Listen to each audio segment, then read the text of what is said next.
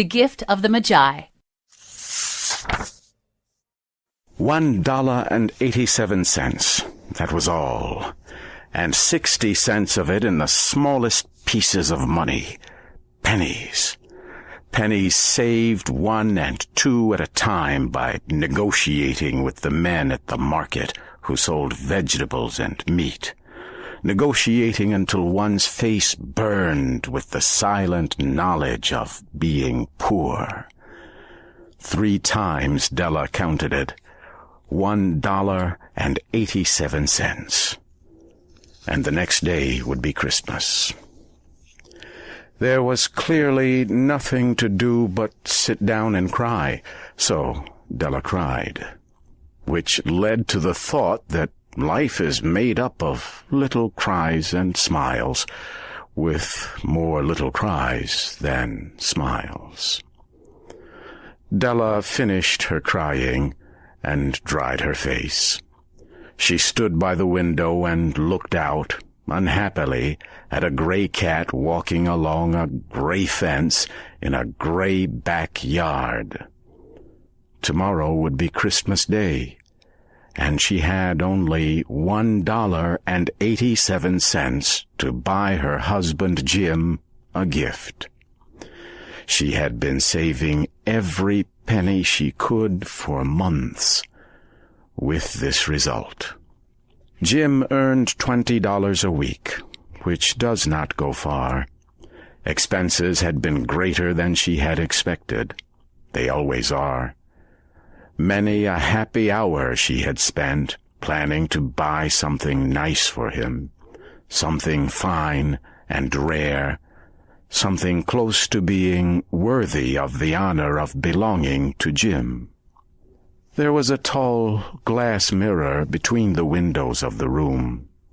Suddenly Della turned from the window and stood before the glass mirror and looked at herself. Her eyes were shining, but her face had lost its color within 20 seconds. Quickly she pulled down her hair and let it fall to its full length. Now, Mr. and Mrs. James Dillingham Young had 2 possessions which they valued. One was Jim's gold timepiece, the watch that had been his father's and his grandfather's. The other was Della's hair. Had the Queen of Sheba lived in their building, Della would have let her hair hang out the window to dry, just to reduce the value of the Queen's jewels. So now Della's beautiful hair fell about her, shining like a brown waterfall. It reached below her knees and made itself almost like a covering for her. And then quickly she put it up again. She stood still while a few tears fell on the floor. She put on her coat and her old brown hat. With a quick motion and brightness still in her eyes, she danced out the door and down the street. Where she stopped, the sign read, Madame Sophronia, hair goods of all kinds. Della ran up the steps to the shop, out of breath. "Will you buy my hair?" asked Della. "I buy hair," said Madame. "Take your hat off, and let us have a look at it." Down came the beautiful brown waterfall of hair. $20, said Madame, lifting the hair with an experienced hand. "Give it to me quick," said Della.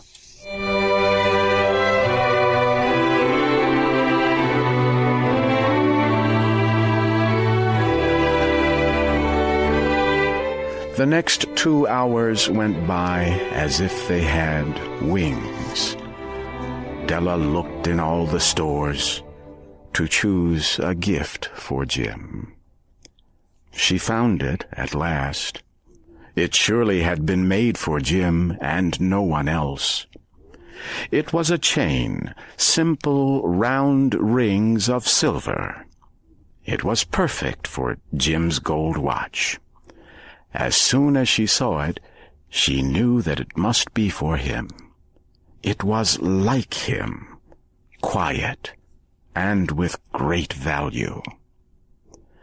She gave the shopkeeper $21, and she hurried home with the 87 cents that was left.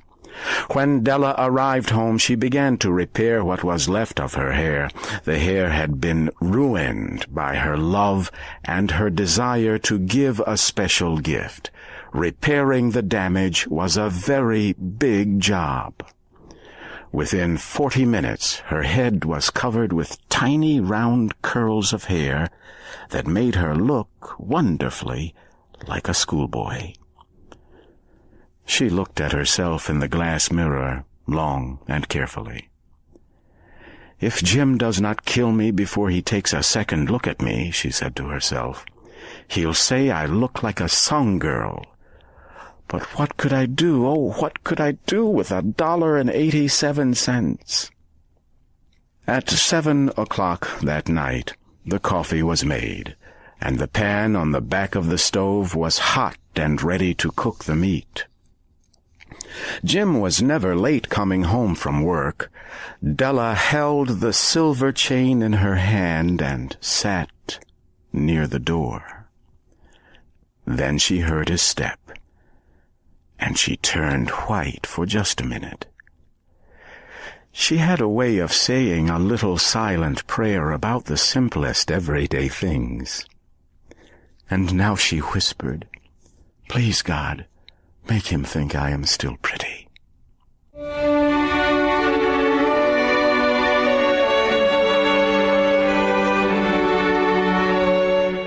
The door opened and Jim stepped in. He looked thin and very serious. Poor man, he was only 22, and he had to care for a wife. He needed a new coat and gloves to keep his hands warm. Jim stopped inside the door, as immovable as a dog smelling a bird. His eyes were fixed upon Della.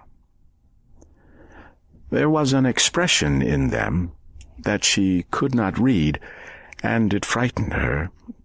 It was not anger, nor surprise, nor fear, nor any of the feelings that she had been prepared for. He simply looked at her, with a strange expression on his face. Della went to him. "Jim, my love," she cried, "do not look at me that way. I had my hair cut and sold because I could not have lived through Christmas without giving you a gift. My hair will grow out again. I just had to do it. My hair grows very fast. Say Merry Christmas, Jim, and let us be happy. You do not know what a beautiful, nice gift I have for you." "You have cut off your hair?" asked Jim, slowly, as if he had not accepted the information, even after his mind worked very hard. "Cut it off and sold it," said Della. "Do you not like me just as well? I am the same person without my hair, right?" Jim looked about the room as if he were looking for something. "You say your hair is gone?" he asked. "You need not look for it," said Della. "It is sold, I tell you, sold and gone too. It is Christmas Eve, boy. Be good to me, for it was cut for you. Maybe the hairs of my head were numbered," she went on with sudden serious sweetness, "but nobody could ever count my love for you. Shall I put the meat on, Jim?" Jim seemed to awaken quickly and put his arms around Della. Then he took a package from his coat and threw it on the table. "Do not make any mistake about me, Dell," he said. "I do not think there is any haircut that could make me like my girl any less. But if you will open that package, you may see why you had me frightened at first." White fingers quickly tore at the string and paper. There was a scream of joy, and then, alas, a change to tears and cries, requiring the man of the house to use all his skill to calm his wife. For there were the combs, the special set of objects to hold her hair that Della had wanted ever since she saw them in a shop window. Beautiful combs made of shells, with jewels at the edge, just the color to wear in the beautiful hair that was no longer hers. They cost a lot of money, she knew, and her heart had wanted them without ever hoping to have them.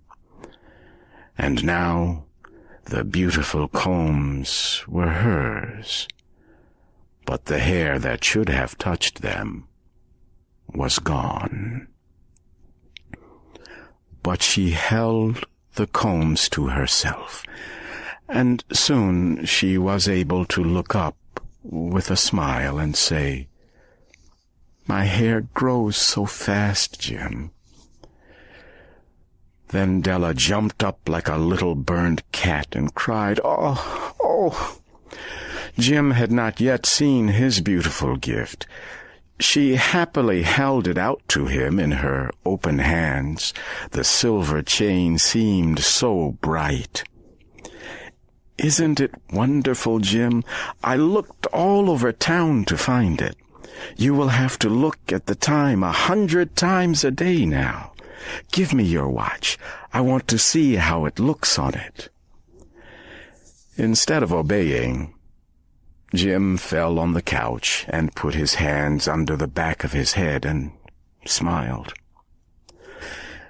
"Dell," said he, "let us put our Christmas gifts away and keep them a while. They are too nice to use just right now. I sold my gold watch to get the money to buy the set of combs for your hair. And now, why not put the meat on?"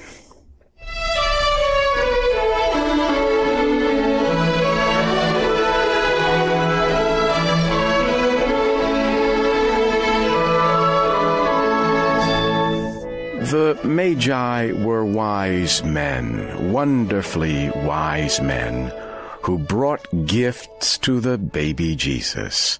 They invented the art of giving Christmas gifts. Being wise, their gifts were wise ones.